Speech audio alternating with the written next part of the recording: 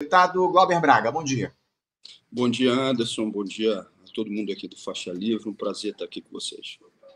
Prazer sempre nosso, viu, Glauber, te receber aqui no programa. Eu quero mais uma vez agradecer a tua presença para a gente falar sobre uma série de temas relacionados ao Congresso Nacional e, especialmente, sobre esse processo de perseguição do qual você é vítima lá na Câmara dos Deputados. Mas antes, Glauber, eu queria rapidamente falar um pouco sobre o governo Lula, né? Porque a gente tem aí uma gestão para lá de questionada nesse momento com esse escândalo do INSS em curso aqui no nosso país, essa fraude aí que nós tivemos, foi evidenciada pela Polícia Federal pouco tempo atrás, que tem provocado uma série de repercussões aqui no nosso país, enfim. Um governo que tenta se equilibrar em meio a essa perda de popularidade, tenta implementar aí iniciativas para recuperar o apoio popular e, nesse momento, que a gente vê, lamentavelmente, é a situação ficando cada vez mais difícil, inclusive no que diz respeito ao apoio ao governo no Congresso Nacional, essa construção que foi feita da Federação do União Brasil com o PP, né?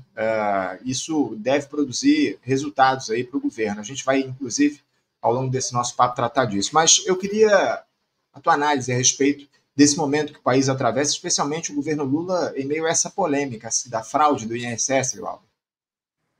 Na minha avaliação, para que a gente consiga virar o jogo que está colocado, enquadrar a extrema-direita, tem que fazer política a quente, mobilizando as ruas. E tem que modificar a orientação de austeridade. Tem que ter investimento público, tem que garantir o direito de comida na mesa das pessoas. Evidentemente, a isenção de imposto de renda para quem ganha até R$5.000 e a gradação para quem ganha até 7.000 é uma medida importante, mas ela tem que ser trabalhada com uma mobilização que não fique dependente exclusivamente do quadrado institucional, do quadrado do Congresso Nacional. Até porque quem é o relator dessa medida? É Arthur Lira. Eu sei que nós vamos estar falando daqui a pouco sobre isso, mas na minha avaliação, ontem foi a votação mais grave desde o início do governo Lula, desse último mandato, no Congresso Nacional. Essa votação de mais de 300 votos relacionados a quem defende a anistia temporária para golpistas é algo que vira uma chave para dar uma ampliação a uma escalada que já estava evidente de ações de natureza golpista. Sobre o INSS, evidentemente, tem que responsabilizar quem participou diretamente, quem atuou para a realização das fraudes, tem que ressarcir quem foi lesado. Agora, quando começa esse tipo de discussão, Anderson, eu sempre fico preocupado com aquilo que normalmente não se vê, com o que está por trás, muitas vezes, da forma como determinada questão é colocada. A fraude aconteceu, o desvio aconteceu? Evidente que sim. Repito, responsabilização e ressarcimento. Mas nós não podemos deixar que isso se transforme numa tentativa de entrega da Seguridade Social e, mais especificamente, do INSS. Porque essa história também já é repetida. A utilização de escândalos para facilitar o processo de privatização.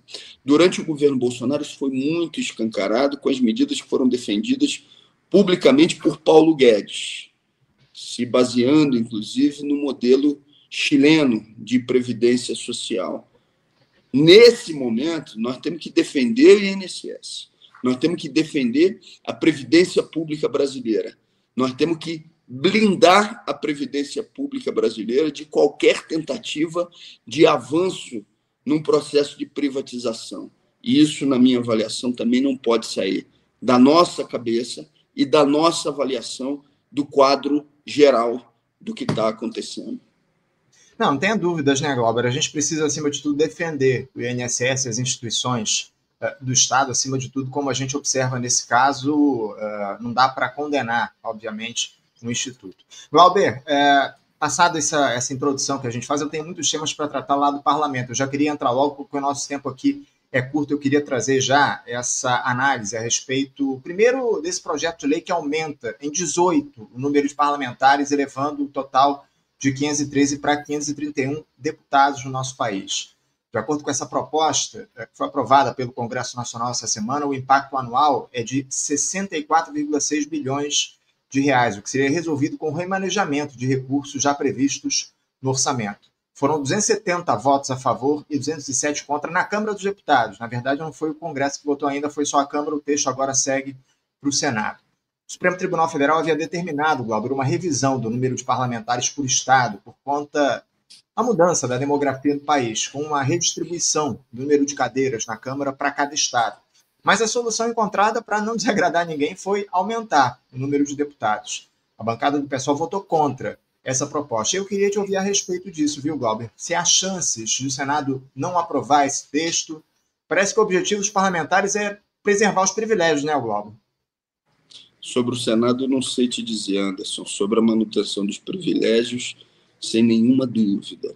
Olha, eu não me misturo com os argumentos utilizados por Partido Novo, MBL e companhia, que é de demonização de qualquer ampliação do que seja o chamado gasto público. Não, essa não é a nossa linha. A nossa linha é o que é priorizado para que a gente tenha a ampliação dos direitos do povo. E aumentar o número de deputados não amplia os direitos do povo, nem no que diz respeito à comida na mesa, ao conjunto dos bens que são fundamentais para a sobrevivência, nem na ampliação das liberdades democráticas. Se esse recurso fosse utilizado para ampliação de instrumentos de participação direta do povo, de instrumentos de democracia participativa, evidentemente, a minha posição seria outra. Agora, por que você vai contra o sentimento majoritário do povo, que é contra, sendo redundante, a ampliação do número de deputados, se isso não é a representação de nenhum elemento de princípio? Você não está tratando de uma questão que seja fundamental, você não está atacando a representatividade, não. O que você está fazendo é aumentar o número de deputados, você não está aumentando participação política, você não está aumentando o que possa ser um ensaio de poder popular. Por esse motivo, nós votamos contrariamente, porque isso é um casuísmo para atender a privilégios e não para ampliar de maneira significativa a necessidade de participação popular na tomada de decisão. Porque se assim não fosse, não existiria orçamento secreto. Ah, não, nós estamos fazendo isso para aumentar o tamanho da política e da sua participação. Não é verdade. Porque dos 50 bilhões de reais que hoje são definidos pelo Congresso Nacional no que diz respeito às emendas, parte significativa desses bilhões é indicado para municípios sem nenhuma participação do povo brasileiro. Que esse recurso fosse utilizado, então, para ampliação da fiscalização, para a formação de comitês populares de acompanhamento de onde está sendo utilizado e gasto o dinheiro público, e não para dar manutenção a mandatos de determinados estados. Eu falo isso, inclusive, porque o Rio de Janeiro, nessa variação da análise dos dados do IBGE, poderia até perder, entre aspas, 4 cadeiras. Então, eu não estou falando em benefício próprio. Agora, o que eu acho que tem que ter no Rio de Janeiro? Para além da representatividade eleita, tem que ter ampliação do processo de participação do povo. Ah, isso pode custar dinheiro? Pode. Ou seja, o estabelecimento de medidas democráticas, de ampliação dos instrumentos de participação política, evidentemente não são de graça, mas isso não se faz com o aumento do número de deputados. E exatamente por isso, não só eu, como conjunto da bancada do PSOL, votou contrariamente a essa medida. Sem dúvida, uma iniciativa importante, ainda mais com o que representa essa tentativa de se ampliar o número de parlamentares. Como você muito bem colocou, isso não aumenta a representatividade do povo. O Glauber, queria já entrar nesse tema que você citou, inclusive, aí na tua fala anterior, como um dos mais graves nessa legislatura, né? A gente teve uma Para decisão mim o mais grave desde o início da legislatura, pelo sentido político que tem de virada de chave. Desculpa te interromper. Não, perfeito. E a gente vai explicar exatamente ao que você se refere aqui nessa tua fala, né? Porque chamou atenção o que essa proposta pode produzir ao país em meio a esse debate sobre a anistia aos golpistas do 8 de janeiro. Primeiro, a Comissão de Constituição e Justiça, a CCJ, aprovou por 44 votos a 18 a suspensão da ação penal número 12.100 do Supremo Tribunal Federal, que tem como réus o deputado Alexandre Ramagem, o PL aqui do Rio de Janeiro, o ex-presidente Jair Bolsonaro e mais 7 pessoas por tentativa de golpe de Estado, entre outros crimes. O parecer do deputado Alfredo Gaspar, do União Brasil de Alagoas, defende o trancamento de todo o processo, que, além de beneficiar a Ramagem, abre brecha para atingir também Bolsonaro. A Constituição, no entanto, prevê a possibilidade de suspensão apenas para parlamentares e no caso de crimes cometidos após a diplomação. Votaram contra a suspensão da ação o PT, o PSB, a Federação Pessoal Rede e o governo. O PSD liberou a bancada. As outras bancadas votaram a favor da paralisação do processo no STF, inclusive os partidos do Centrão, que são aliados hoje ao governo Lula. O requerimento para travar a ação foi apresentado em abril pelo PL, após o Alexandre Ramagem e o Jair Bolsonaro se tornarem réus lá no STF. O parecer do relator prevê a suspensão de todo o processo, contudo, contraria o entendimento do Supremo. O ministro Cristiano Zanin, presidente da primeira turma, inclusive encaminhou um ofício ao presidente da Câmara, Hugo Mota, para informar que não é possível que a ação penal contra a Ramagem seja integralmente trancada. Também não há previsão legal para outros réus, como Bolsonaro, serem beneficiados. Só que isso não produziu qualquer tipo de iniciativa por parte do presidente da casa, né, Glauber, que, em conluio com o Centrão e a extrema-direita, levou esse pedido imediatamente para votação em plenário, sem qualquer tipo de discussão do mérito da proposta, sendo ela aprovada por 315 votos a 143. O texto já entra em vigor de maneira imediata, ainda que sejam flagrantes as inconstitucionalidades dessa matéria. Glauber, mais uma tentativa do Congresso, com um Centrão e tudo, de livrar o Bolsonaro e a sua turma de punição pela tentativa de golpe de Estado. O que é que justifica esse tipo de postura da Câmara, Glauber? Nada justifica, mas a gravidade de ter tido mais de 300 votos numa matéria como essa, que, como você já bem explicou, se trata de uma anistia temporária a golpistas, não só ao Ramagem, Bolsonaro, generais, dá uma demonstração de que a base social de parte desses parlamentares já está pendendo para uma posição política de tensionamento para o livramento dos golpistas, ou seja, para forças de extrema-direita. Então, ou a gente tensiona também, ocupando o espaço público, mostrando o que está acontecendo, ou não adianta chorar o leite derramado. Evidentemente, essa votação de ontem foi um ataque direto a uma decisão do Supremo Tribunal Federal, mas é um incentivo a uma escalada de natureza golpista. Quando o relator da matéria, inclusive um bolsonarista conhecido do estado de Alagoas, se posiciona para que os efeitos do trancamento da ação penal incidam não somente sobre o Ramagem, mas também sobre Bolsonaro e demais, o que ele está fazendo? Repito, isso se trata de uma anistia temporária, para abrir espaço para a anistia permanente. É grave a votação em si, no seu conteúdo? Gravíssimo. É grave a forma como ela foi conduzida pelo presidente da Câmara? Gravíssimo. Como você disse, vota na CCJ, não estava na pauta, imediatamente vai ao plenário, e ele não estabelece discussão e encaminhamento, ele veda a discussão e o encaminhamento da proposta com a utilização do argumento de que se tratava de uma questão de foro íntimo.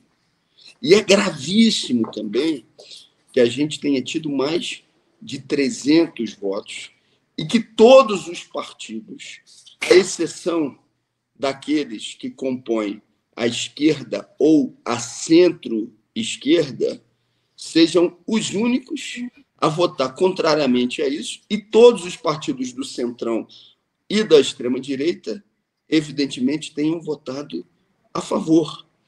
Mais de 300 votos.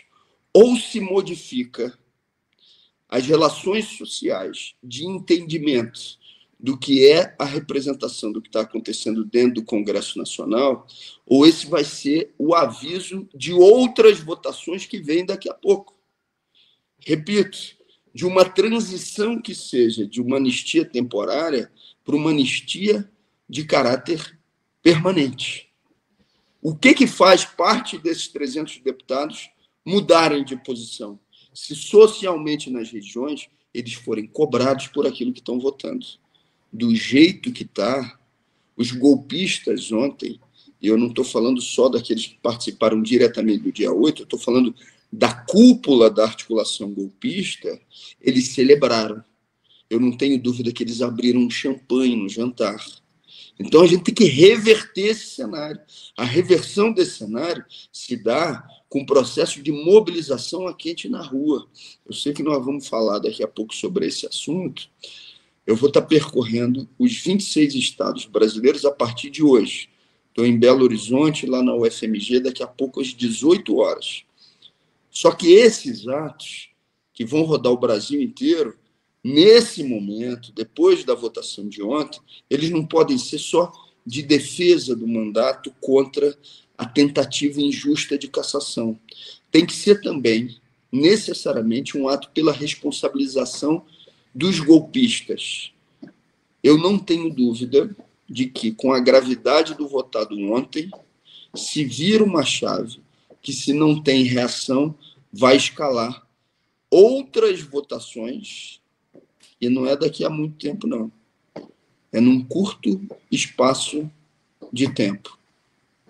É isso, Glauber. É muito importante essa tua fala aqui, você deixar claro que está em curso nessa tentativa aí da Câmara dos Deputados, aprovando essa proposta para anistiar temporariamente o golpismo. Glauber, já entrando aqui no teu caso, que a gente tem pouco tempo aqui mais uma vez, eu queria abordar essa situação envolvendo, obviamente, a CCJ, que na semana passada negou por 44 votos a 22. A mesma CCJ que ontem aprovou essa anistia ao golpismo, ela negou o recurso da tua defesa que aponta apontou uma série de inconstitucionalidade no processo que veio lá do Conselho de Ética e que pede a cassação do seu mandato parlamentar. A gente acompanhou ao vivo aqui no programa a sessão na íntegra, como já havíamos transmitido ao vivo a votação do Conselho de Ética, também o anúncio do fim da sua greve de fome, protocolo, você levou a própria CCJ, a gente acompanhou tudo ao vivo aqui no programa em transmissões especiais, uma obrigação nossa acompanhar de perto todo esse processo, Glauber. Agora, ele vai à votação no plenário da Câmara, depois do recesso parlamentar no segundo semestre.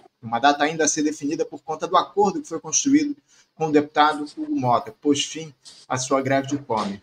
Daqui a pouco a gente vai falar, inclusive, sobre isso, Glauber, essa greve de fome, mas eu antes queria saber das suas expectativas para essa votação do processo de cassação em plenário. Primeiro, é certo que o Hugo Mota paute essa análise em plenário, Glauber? A gente sabe que essa é uma prerrogativa do presidente da Câmara, e ele pode simplesmente ignorar o processo, não levá-lo à discussão como já foi feito em outras oportunidades. É possível que o Hugo Mota não paute diante da repercussão do caso e os efeitos que ele pode produzir para o parlamento? O indicativo, nesse momento, é de que vai pautar. Por quê?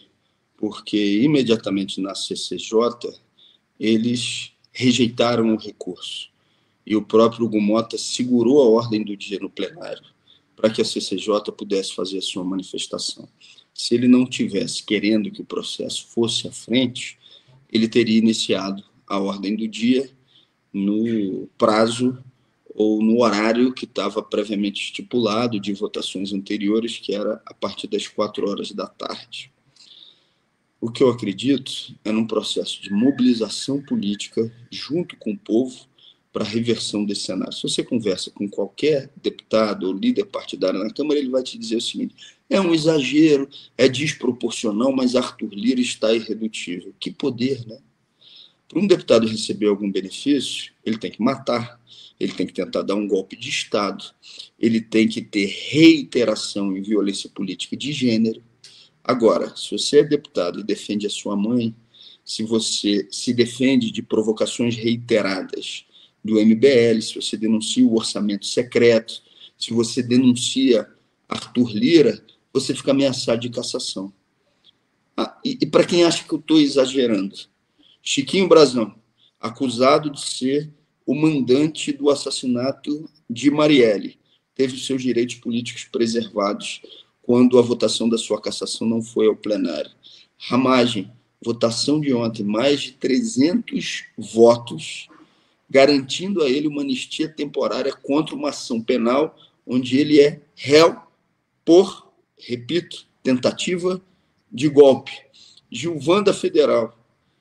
Esse cara é conhecido por atacar mulheres, por ameaçar, por ser violento.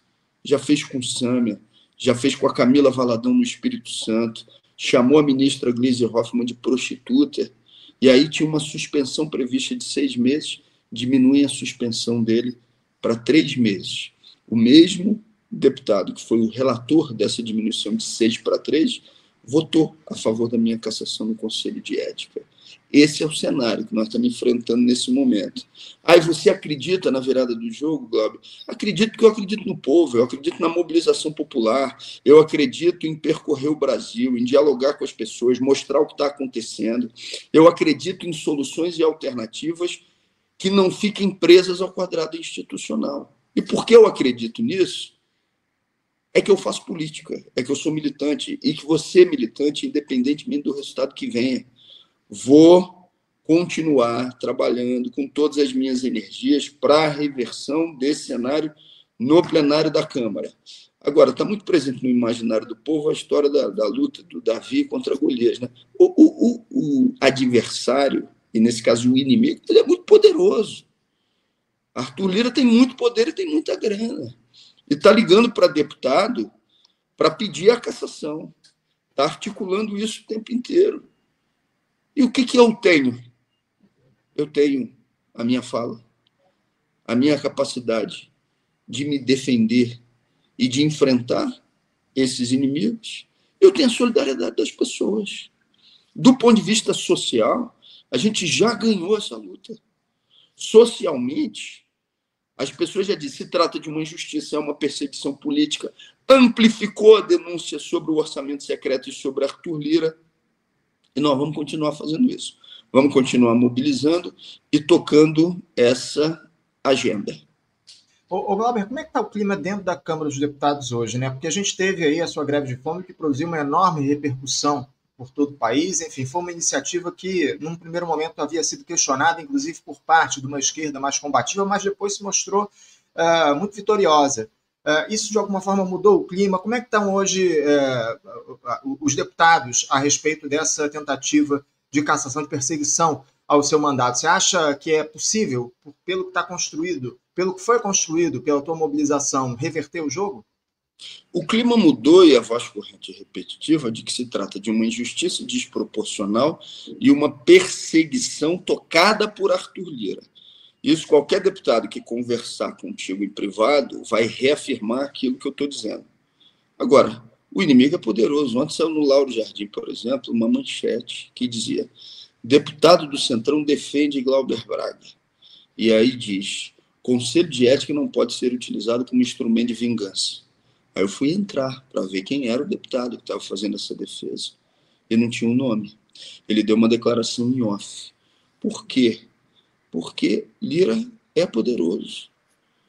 Existe, para além de tudo, medo das retaliações tocadas por ele. Um deputado do partido dele, do PP, chamado Fausto Pinato, foi de maneira corajosa na Comissão de Constituição e Justiça e disse lá: olha, eu estou vendo que eu vou ser o próximo a ser cassado. Ele disse isso, mas eu vou dizer, esse orçamento secreto é um absurdo mesmo. Ou seja, a turma sabe quais são as consequências da forma de atuação do Lira. Por isso que ele tem que ser isolado socialmente. Tem que haver uma demonstração política de que não é banal a utilização de bilhões de reais para fazer chantagem, a utilização de bilhões de reais para o cometimento de todas as atrocidades que são realizadas pelo ex-presidente da Câmara. Glauber, fala menos dele. Desculpa. Sim. Primeiro que ele tem que ser enfrentado. E segundo que falar menos dele não vai resolver o problema de uma eventual cassação. É o contrário disso. Expor publicamente o que ele está fazendo é uma necessidade política que se impõe, inclusive como tática de defesa. Se não tivesse tido greve de fome, eu já estava cassado, porque a cassação era sumária. Eles iam votar no Conselho de Ética, logo depois CCJ, e já teriam colocado essa cassação no plenário. Aí, a exposição pública do que está acontecendo dificulta os movimentos de Arthur Lira. E esse enfrentamento ele tem que ser coletivo. Tem que ser coletivo. E eu agradeço a todo mundo que tem ajudado a repercutir esse enfrentamento a ele. É isso, é isso. O enfrentamento tem que ser coletivo acima de tudo. E nesse sentido, para encerrar aqui o nosso papo, te liberar, Glauber, que a gente já está em cima da hora, queria que você falasse um pouco mais sobre essa caravana que você vai realizar pelos próximos meses, pelo país aí, pelos 26 estados do Brasil, além do Distrito Federal, para denunciar esse processo de perseguição do qual você é vítima. Você já disse ainda há pouco que hoje você vai estar lá em Minas Gerais, a Arena FAFIC, né, na Universidade Federal de Minas Gerais, a partir das 18 horas, uma iniciativa muito importante do seu mandato. Você já havia anunciado isso, inclusive, na própria CCJ, lá na última semana. Queria te ouvir rapidamente, te deixar à vontade para divulgar essa caravana. Vou percorrer os 26 estados brasileiros, vou conversar com as pessoas sobre o processo, vou apresentar os argumentos da defesa, vou responder os questionamentos, vou trabalhar a articulação de denúncia ao orçamento secreto, vou ter a oportunidade de conversar com veículos locais de imprensa, respondendo também ao conjunto de perguntas que tenham, vou estar organizando e me mobilizando junto com as pessoas por comitês de defesa do mandato contra a cassação.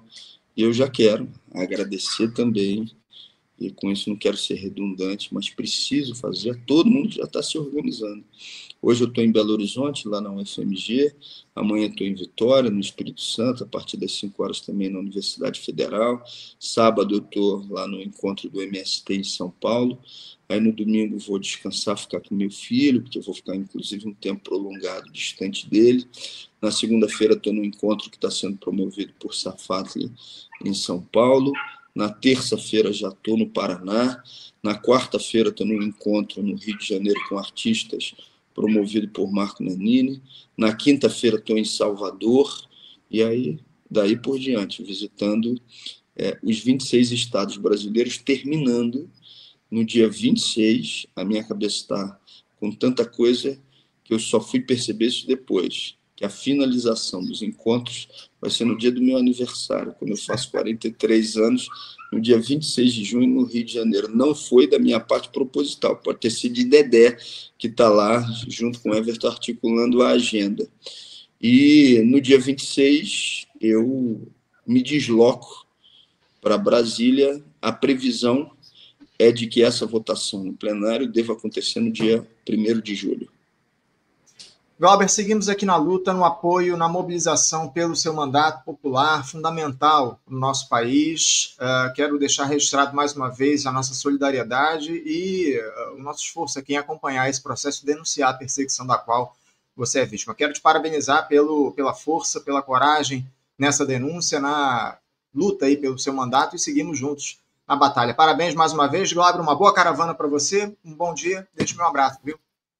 Obrigado, Anderson. O que tem de ser tem força. Eu acredito, sim, na virada de jogo, repito, porque acredito na mobilização e na articulação com o povo, não na defesa de um mandato especificamente, mas na defesa do que é a representação desse mandato e do que pode acontecer com uma cassação a partir do momento em que elas fazem plano federal, onde você tem um conjunto de holofotes, a repercussão que isso não pode ter para outros militantes que estão nos municípios, ou vereadores que são também militantes, que estão em câmaras municipais, e que lá onde não tem os holofotes que tem no mandato federal, sofrerão as consequências de também defender posições que são contra-majoritárias. Está muito presente na boca dos políticos aquela história, não, é coletivo, não é individual, principalmente em políticos de direita, mas nesse caso é coletivo mesmo, ou seja, não é uma defesa pessoal de permanência nesse espaço, até porque